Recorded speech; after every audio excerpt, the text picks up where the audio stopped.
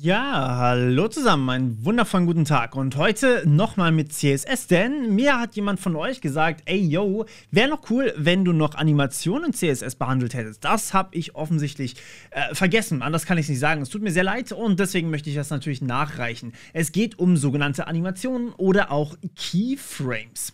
Und dazu hier eine ganz kleine Kleinigkeit, das Ganze ist einfach nur ein schwarzes Viereck, das ich jetzt hier aktivieren möchte, beziehungsweise irgendwie animieren möchte. Und das mache ich erstmal so, also ich habe erstmal hier das Ganze auf 100 gestellt und die Farbe eben schwarz gegeben, habt ihr gesehen. So, und jetzt kann ich hier meinem Div eine Animation geben. Das heißt, ich kann hier zum Beispiel sagen, okay, mach mal bitte irgendwas. Wir definieren uns eine Animation mit einem Namen, Animation Name.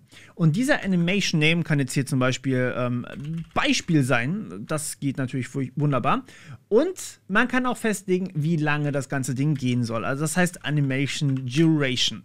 So, wir sagen jetzt hier einfach mal 10 Sekunden, sagen wir 5 Sekunden, damit wir auch ein bisschen was zu sehen haben und nicht alles gleich wieder vorbei ist.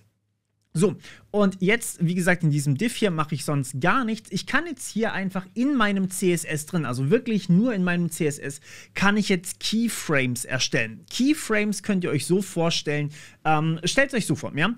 In einem Computerspiel oder einem Film, sagen wir in einem Film, habt ihr normalerweise 24 Bilder pro Sekunde. Okay, und ihr könnt jetzt diese 24 Bilder pro Sekunde definieren, so wie sie sein sollen.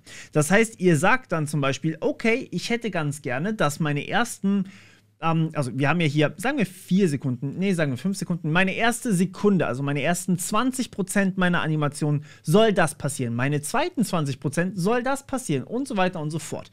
Das machen wir folgendermaßen. Wir sagen hier Add Keyframes. Und brauchen hier natürlich erstmal den Namen eines Beispiels. In unserem Fall ist das Beispiel, weil wir das hier oben angegeben haben. Also hier, der Name muss gleich sein. Ja? Ansonsten funktioniert das nicht. Und hier kann ich jetzt einfach festlegen, okay, bei 0% möchte ich ganz gerne wo sein. Und hier kommt jetzt rein, was ihr animieren wollt. Und das heißt zum Beispiel die Breite. Ja? Also Width möchte ich bei 100 Pixel haben. Das wäre das, was ich hier drin haben möchte. Dann möchte ich außerdem noch, oder wir lassen, ja, nee, lassen wir das einfach mal so. Dann möchte ich hier noch mehr drin haben. Zum Beispiel meine Background Color soll doch bitte, Background Color, soll doch bitte black sein am Anfang. So, wunderbar. Jetzt geht es natürlich weiter. Also ihr könnt hier so viel reinschreiben, wie ihr wollt. Ja, ihr könnt das natürlich auch so aufdröseln. Dann ist es vielleicht auch ein bisschen besser lesbar.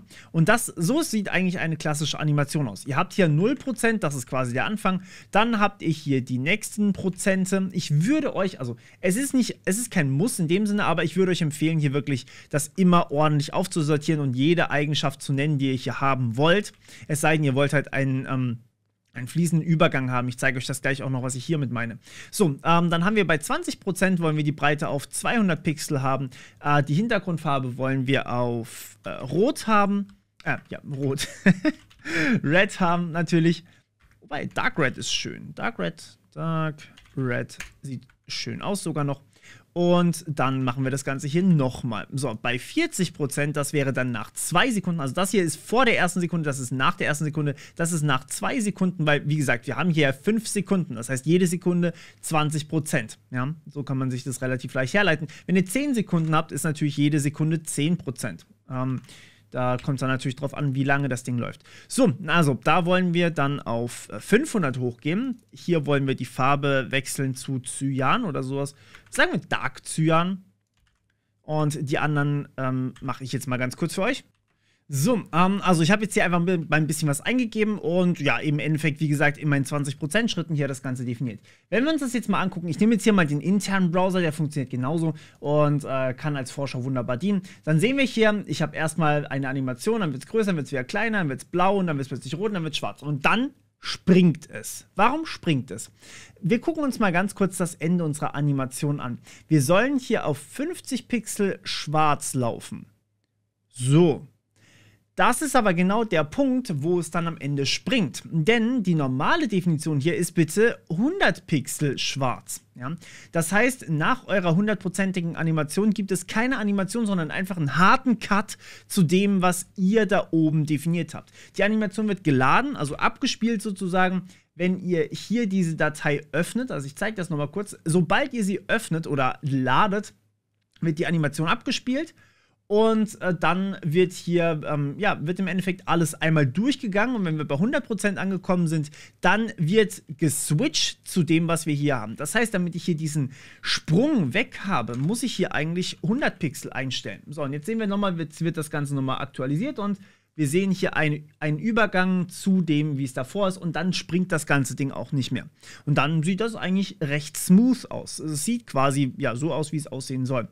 Ich gehe jetzt hier mal auf die 200 und hier mal auf die, vielleicht auf die 400 oder sowas. Oder 350. 3500, das wäre natürlich auch nochmal witzig. So, gucken wir uns das mal an. So. Also extrem groß, dann wieder kleiner und bam. Man sieht überhaupt keinen Unterschied mehr hier zwischen dem finalen Ergebnis und dem, was wir hier gemacht haben. So soll das eigentlich aussehen. Jetzt ist natürlich das nicht unbedingt immer das, was ihr haben wollt. Es gibt natürlich spezielle Anforderungen, zum Beispiel, dass eine Animation erst später abgespielt werden soll oder. Das wollen wir in den nächsten paar Videos machen. Das hier soll aber mal so als Grundlage erstmal dienen. Das heißt, nochmal ganz kurz zusammengefasst, ihr definiert hier quasi, wie etwas auszusehen hat. Ihr schreibt dann rein, eine Animation soll bitte das und das machen und schreibt rein, wie lange die Animation dauern soll. Das sind so die wichtigsten Punkte. Und mit Add Keyframes und demselben Namen hier könnt ihr dann quasi definieren, wie das alles auszusehen hat. Grundsätzlich könnt ihr auch die ganzen Keyframes weglassen, also hier einfach nur 1 definieren, aber das führt selten zu einem guten Ergebnis, deswegen würde ich euch schon die Keyframes hier empfehlen. Okay, super, das war's von meiner Seite, bis zum nächsten Mal, ciao!